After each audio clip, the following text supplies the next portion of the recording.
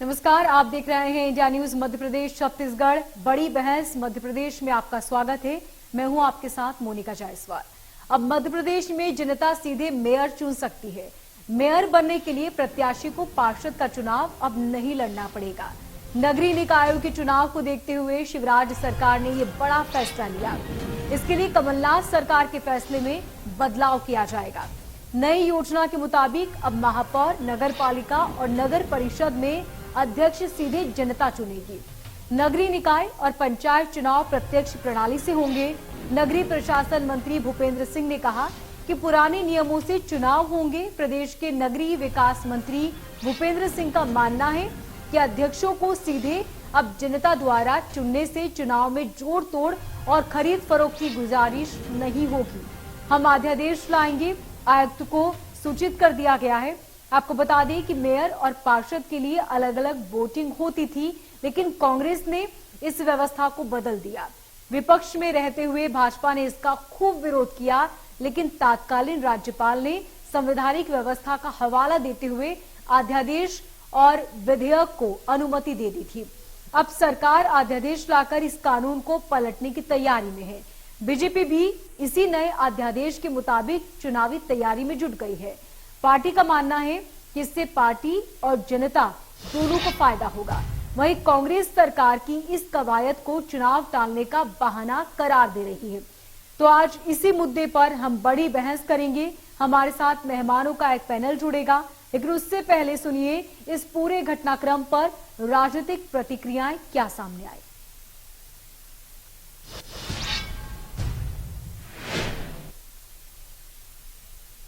पूरे शहर का प्रतिनिधित्व करता है या जो नगर पालिका का अध्यक्ष, नगर पंचायत का अध्यक्ष होता है, वो पूरा शहर का प्रतिनिधित्व करता है और इसलिए जनता से निर्वाचित होना चाहिए। इसमें जोड़ तोड़ खरीद फरोख्त की गुंजाइश नहीं होती है और जनता से निर्वाचन होता है तो वो निष्पक्षता के साथ जनता को अपना महापौर अध्यक्ष चुनने का अवसर मिलता है। तो आप बदलाव करेंगे, ऑर्डिनेंस लेके आएंगे। आयोग को हम लोगों ने सूचित कर दिया। प्रदेश के मंत्री भूपेंद्र सिंह का बयान सामने आया। वो कह रहे हैं कि महापौर और अध्यक्ष का जो चुनाव होगा वो सीधे होगा, प्रत्यक्ष प्रणाली से होगा। कमलनाथ सरकार के फैसले को हम बदल रहे हैं।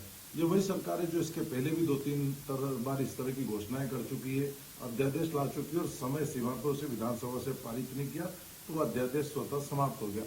एक बार फिर अब इन्होंने इस तरह की बात कही। ऐसा लगता है कि पहले भी जिस प्रकार से पंचायत चुनाव की प्रक्रिया हो रही थी, कमलनाथ सरकार ने रोटेशन और परिसमन किया था, अध्यादेश लाके उन्होंने उसमें अड़ंगा डाला था, जिसका परिणाम है क्या जो ओबीसी वर्ग का आरक्षण छीना गया। ऐसा लग रहा है कि शायद इस तरह का अध्यादेश फिर ला रहे हैं, कहीं न कहीं चुनाव में अड़ंगा लगाएं, कहीं न कहीं ये चाहते नहीं कि चुनाव हो, इसलिए शायद इस तरह की कवायद की जा रही। लेकिन कमलनाथ सरकार ने जो निर्णय लिया था वो प्रदेश के जनप्रतिनिधियों की मांग पर लिया था, जनता की मांग पर लिया था, जो इस तरह का अप्रत्यक्ष प्रणाली से चुनाव चाहती थी। कमलनाथ सरकार ने तो जनता की सुनी थी, लेकिन यह खरीद फरोख्त को बढ़ावा देने वाले लोग हैं, इसलिए इस तरह का निर्णय ले रहे हैं। और शायद इस निर्णय के पीछे भी कोई साजिश षड्यंत्र होगी। पहले साजिश षड्यंत्र रच के ओबीसी वर्ग का आरक्षण छीना। तो आपने सुना कि बीजेपी और कांग्रेस दोनों प्रवक्ताओं को इस पूरे मामले को लेकर जिस तरीके से दोनों पार्टियां अपना अपना पक्ष रख रही है, कोई इसे जायज बता रहा है तो कोई इसे पूरी तरह निराधार बता रहा है।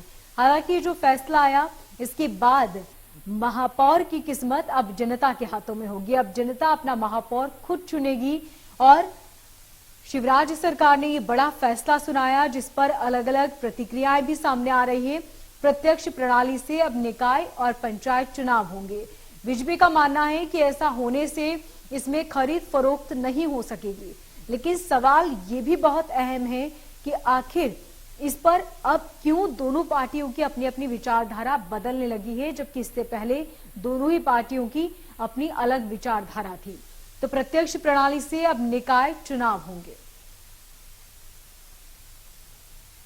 तो हमारे साथ इस खास मुद्दे पर बातचीत के लिए कांग्रेस प्रवक्ता संजय महेंद्र जुड़े हैं और बीजेपी प्रवक्ता सनवर पटेल हमारे साथ जुड़े हैं। सबसे पहले मैं संजय महेंद्र जी आपके पास आना चाहूंगी और जानना चाहूंगी कि जो फैसला आया है सीएम का, इसे आप किस तरीके से देखते हैं? फैसले में मैडम केवल 2 बातें सामने से स्पष्ट दृष्टिगोचर है, जिसमें मुझे कोई संदेह नहीं है। नंबर 1, भारतीय जनता पार्टी का ये कहना है कि इसमें खरीद फरोख्त की गुंजाइश नहीं होगी। ठीक है, इसका मतलब खरीद फरोख्त की गुंजाइश थी, तभी कमलनाथ सरकार गिरा दी गई। पहली बात। दूसरी बात, जब संविधान के अध्यादेश का हवाला देकर तत्कालीन राज्यपाल ने इसको कंटिन्यू किया था, तो हम तो पहले दिन से कह रहे हैं कि भारतीय जनता पार्टी संविधान से खिलवाड़ करने का तो काम कर ही रहेगी, अब नया अध्यादेश लाने की जरूरत क्या है। दूसरी बात, अगर आप ओबीसी वर्ग के इतने हितैषी हैं तो पिछले 2 माह से तो आज तक आपका कोई अध्यक्ष ही नहीं है। जो भगत सिंह कुशवाहा आपके अध्यक्ष थे वो 2 महीने पहले हटाए जा चुके हैं, उसके बावजूद वो आपके पास आज तक कोई अध्यक्ष नहीं है। तीसरी बात, 2003 में कांग्रेस की सरकार आई, उन्होंने आरक्षण दिया 14%, उसका 2018 में सरकार बनी, फिर दिया 27%। 14 से 27% आरक्षण देने का काम कमलनाथ सरकार ने किया था, ये लिखा हुआ है, इसको कोई मिटा नहीं सकता, इसको कोई झुठला नहीं सकता। लेकिन पहले आप कोर्ट चले गए तो ओबीसी को आरक्षण का लाभ नहीं मिला। दूसरी बार अब आपने फिर दोबारा ये काम शुरू कर दिया तो फिर ओबीसी को आरक्षण नहीं मिल रहा। मैं पूछ रहा हूं, भोपाल में इतने दिन से आंदोलन चल रहा है ओबीसी का, चयनित शिक्षकों का आंदोलन चल रहा है, भूखे मर रहे हैं वो लोग, उन पर लाठियां बरसाई जा रही हैं, 2 लोग मर गए उनमें से। कितने भारतीय जनता पार्टी के नेता उनका हितैषी बनकर उनको देखने के लिए चले गए या उनकी समस्या हल करने के लिए कोई बात करने चले गए? दरअसल समस्या कोई हल करनी नहीं है।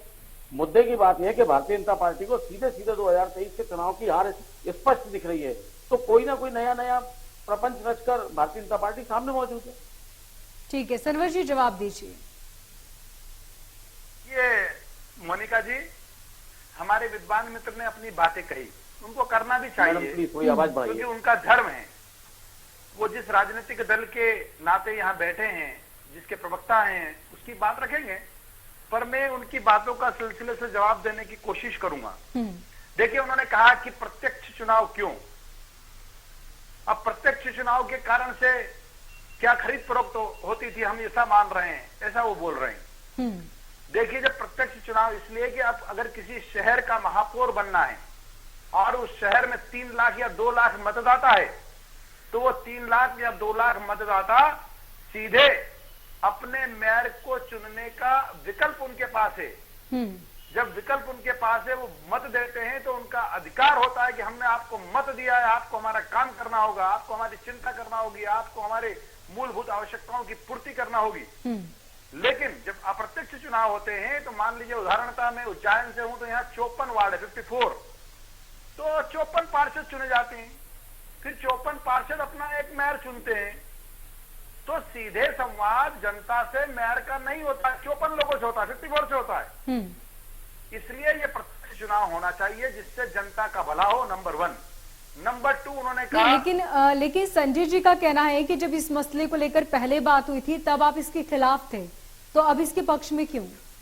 सदैव से हमने प्रत्यक्ष चुनाव प्रणाली की मांग की है, उसको लागू किया है, और जब कांग्रेस ने 2019 में इसको बदलने की कोशिश की तो भारतीय जनता पार्टी ने इसका कड़ा विरोध किया था।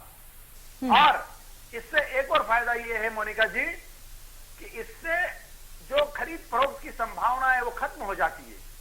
जब पार्षद 54 जीत कर आएंगे, लेकिन कांग्रेस के तो बहुत सारे नेता आपकी पार्टी में आए हैं ना सर, तो आप ये इसीलिए खरीद फरोख्त की बात कर रहे हैं क्योंकि सब तो आ ही चुके हैं, अब बच्चे कितने हैं? नहीं, आना और नहीं आना की बात नहीं है मोनिका जी। नहीं, कांग्रेस बहुत विशाल वटवृक्ष है मैडम, इसकी शाखाएं बहुत हैं जो कांग्रेस से बीजेपी में गए। नहीं, लेकिन बहुत सारे आपकी पार्टी के सदस्य तो बीजेपी में जा चुके हैं ना, तो अब ये खरीद फरोख्त की बात क्यों? ये बात आपको पहले क्यों नहीं याद आई? नहीं मोनिका जी, देखिए, स्वस्थ लोकतंत्र के लिए विपक्ष का होना आवश्यक है। हम चाहते हैं कि विपक्ष अपना रोल ठीक से निभाए, रचनात्मक कार्य करे।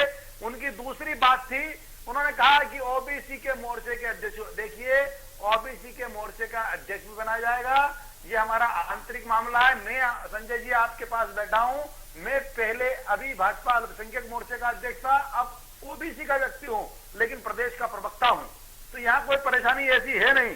कांग्रेस ने कहा, माननीय विद्वान मित्र जी ने कहा है कि 27% आरक्षण हमने दिया था और भाजपा कोर्ट चली गई। अरे भाई, आपने घोषणा की थी, आरक्षण नहीं दिया। कमलनाथ सरकार ने घोषणा की और पीछे से कोर्ट चले गए, कोर्ट में सरकार ने अपना वकील खड़ा नहीं किया, ये तो ऑन रिकॉर्ड है। ठीक है, संजय जी से जवाब ले लेते हैं। हाँ संजय जी, बोलिए। मैं पटेल साहब आपकी बात का जवाब देता हूँ। कोर्ट की टिप्पणी है, आपकी ट्रिपल डेस्क की रिपोर्ट अधूरी है। से आप दिल्ली पर आ गए तो मैं दिल्ली की बात कर लेता हूँ। अभी आपने जबलपुर की बात कही, मैं अब आप दिल्ली पर आ दिल्ली गए। की बात नहीं कर रहा, मैं आपकी दूसरी बात का भी जवाब दे रहा हूँ। आप जिस विपक्ष की, पटेल साहब, जिस विपक्ष की रचनात्मकता की बात कर रहे हैं, अभी विक्रांत भूरिया और श्रीनिवास बेदी ने जो आंदोलन किया है भोपाल में, फिर उस पर पानी की बौछार मारने की जरूरत क्या थी? उस जगह से लोगों को खदेड़ने की जरूरत क्या थी? वो तो बढ़ती हुई महंगाई और भ्रष्टाचार और बेरोजगारी का मुद्दा लेके आए थे। प्रशासन का कानून व्यवस्था बनाना, मैं आपसे आदरणीय ये निवेदन कर रहा हूँ कि वो तो बढ़ती हुई महंगाई, बेरोजगारी और भ्रष्टाचार के मुद्दे पर प्रदर्शन करने आए थे। शांति से उनकी बात सुनते और एक ज्ञापन ले लेते।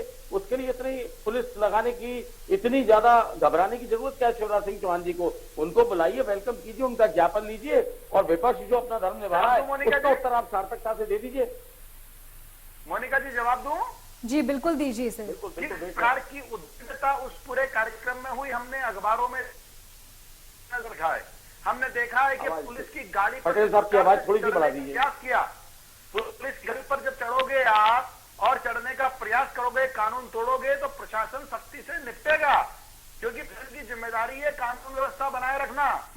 तो कानून किसी को हाथ में लेने का अधिकार नहीं है। अगर यहाँ कोई हाथ में यहाँ लेगा- पर आप जो बात कर रहे हैं ना कि विपक्ष को मजबूत होना चाहिए, तो संजय जी का यही कहना है कि विपक्ष मजबूत है और मजबूती के साथ ही अपने सारी जो भी उनके संशय है, जो भी उनके सवाल है, उसे वो उठा रहा है। मोनिका जी आपने कहा कि ये खत्म हो गए, तो मैंने तो बचाव किया इनका कि हम तो चाहते हैं विपक्ष रहे, लेकिन पटेल साहब आपने एक बात का सवाल का जवाब दे दिया। नहीं, मैंने ये बिल्कुल नहीं कहा कि खत्म हो गए, मैंने ऐसा बिल्कुल नहीं कहा।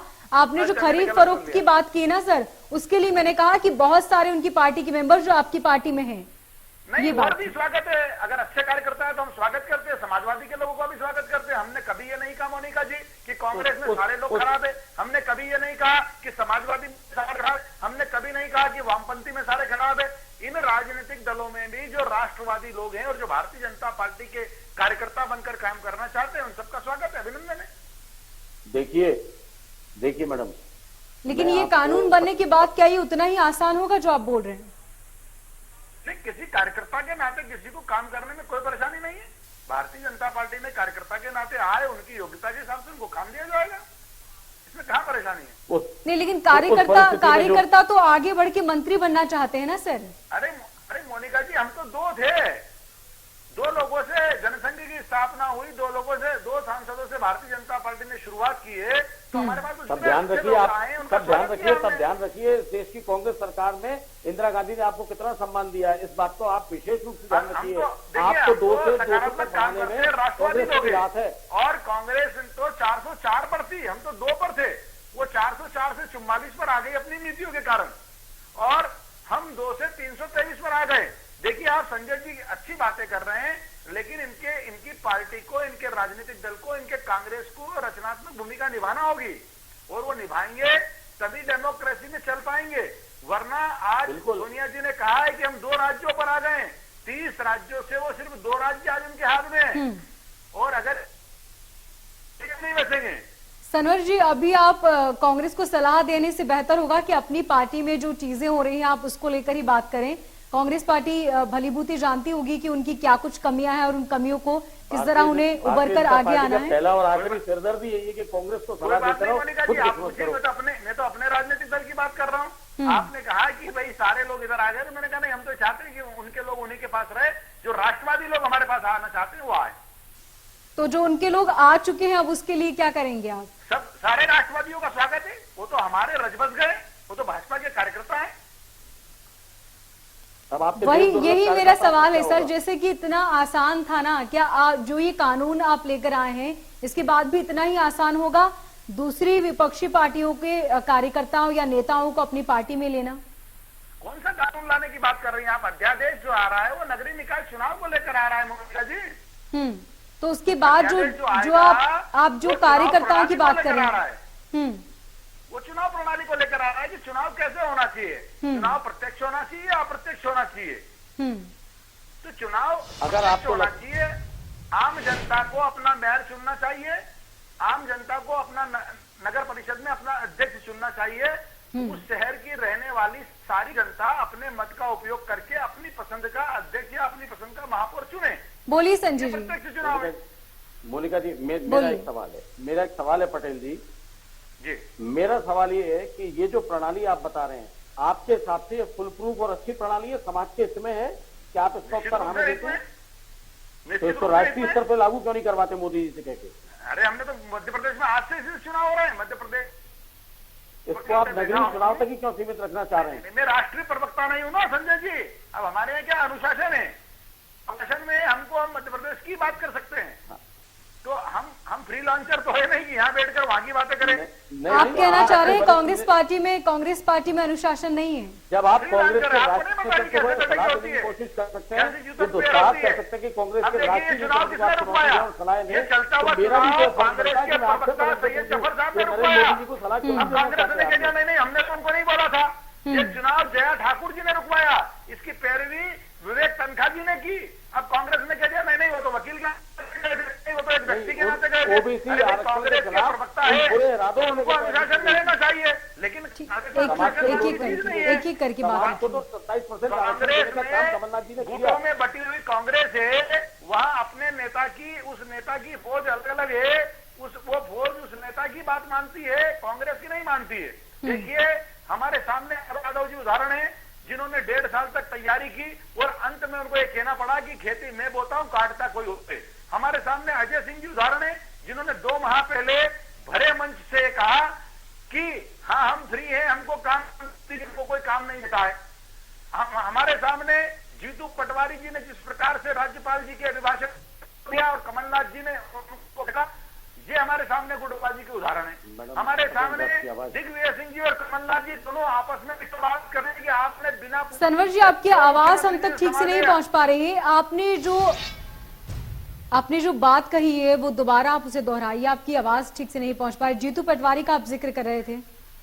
जीतू पटवारी जी ने जिस प्रकार से राज्यपाल जी के अभिभाषण का विरोध किया और कांग्रेस ने उन्हें किनारा किया, ये गुटबाजी है। वहां पर एक अनुशासन होता तो जीतू पटवारी जी उसका विरोध नहीं करते। ठीक है आपके संजय जी, इस बात में कितनी सच्चाई है? जो जीतू पटवारी की बात इन्होंने जिक्र किया, उस बात में कितनी सच्चाई है? 1 सेकंड पटेल साहब, जवाब लेने दीजिए। 1 सेकंड मैं आपको मैडम क्लियर करता हूँ। देखिए गुटबाजी के आरोप इस तरीके से नहीं लगाने चाहिए, क्योंकि कोई एक उंगली अगर आप दूसरे की तरफ उठाओ 3 आपकी तरफ होंगी। अभी सिंधिया जी के एक वीडियो वायरल हुआ है जिसमें वो आप ही के मंत्री प्रद्युम्न सिंह तोमर जी को शुद्ध नौटंकीबाजी का किताब और तमगा दे रहे हैं, वीडियो वायरल है। तो देखिए अपने दामन में अगर छलनी में छेद हो तो दूसरे के छेद ना देखें। रहा सवाल कांग्रेस की नीतियों का, तो कांग्रेस की नीतियां गरीब और शोषित वर्ग के लिए पहले दिन से लेके आखिरी तक एक जैसी हैं। तभी हमने 27% आरक्षण दिया। अच्छा चलिए मान लीजिए मैं आपकी बात बड़ी कर देता हूं, हमने ओबीसी के लिए कुछ नहीं किया, कुछ भी नहीं किया। आप करने क्यों नहीं दे रहे? फिर आपको दिक्कत आ रही है। आपने अभी तक 1% आरक्षण की भी अगर घोषणा की हो और या घोषणा करके उसको लागू की हो तो बताइए, आप तो हर बार कोर्ट चले जाते हैं ताकि मामला लटक जाए, बोलिए। पिछले वर्ष को लाभ ही न मिल पाए। बिल्कुल संजय जी का ये कहना है कि ओबीसी की जो जिक्र था वो सबसे पहले कमलनाथ जी ने किया था 27%, फिर आपकी पार्टी ने जिक्र किया कि हम 27% से ज्यादा देंगे। वो कमलनाथ जी के ऐलान की बात ही क्यों आपकी पार्टी ने ऐलान किया, उससे पहले क्यों नहीं? मेरा जवाब सुन लीजिए। बोलिए। कांग्रेस सदैव से नारा देने का काम करती, गरीबी हटाएंगे। इंदिरा जी ने नारा दिया था, गरीबी हटी, सिर्फ नारा देती है। तो बीजेपी के शासन में गरीबी हट चुकी है सर। अब गरीबी हट चुकी है सर, अब गरीबी हट चुकी है। 2 करोड़ रोजगार हर साल देंगे दिए। पटेल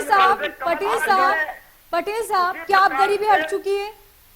देखिए आपकी गरीबी और महंगाई का आंकड़ा देख लीजिए आप, खुद शर्मिंदा हो जाएंगे आप। पटेल साहब यही होता है, हर बहस में यही होता है, आप एक दूसरे पर इल्जाम लगाते रहते हैं, लेकिन जो मुद्दे की बात है वो कोई पार्टी नहीं करती। आप बता दीजिए ना सर, 2 करोड़ रोजगार आप ये कह रहे हैं कि कांग्रेस पार्टी सिर्फ और सिर्फ बातें करती है, काम कुछ नहीं करती। आप अपने काम गिनाइए ना सर। बेरोजगारी दर आज कितनी है मध्य प्रदेश में?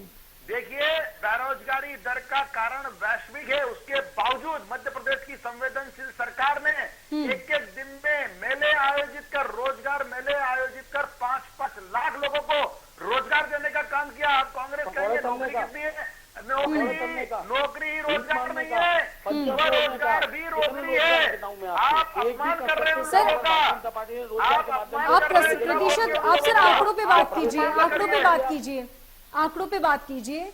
ऐसे इस तरीके से बात करने से बेहतर होगा आंकड़ों पे बात कीजिए। संजय जी, आपके पास भी आना चाहूंगी। जैसे कि पटेल साहब ने कहा कि आपकी पार्टी में अनुशासनहीनता है, अनुशासन नहीं का पालन कोई नहीं करता, आप इस पर क्या कहना चाहेंगे?